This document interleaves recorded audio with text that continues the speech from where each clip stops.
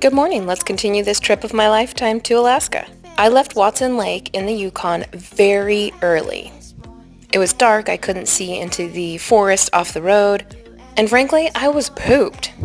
So when I got to this spot, which was recommended to me at that visitor center, I actually just pulled up and went back to sleep. I cannot remember the name of this walk, but it was very easy to do. And once the sun was up, we took this wonderful little walk around the Yukon.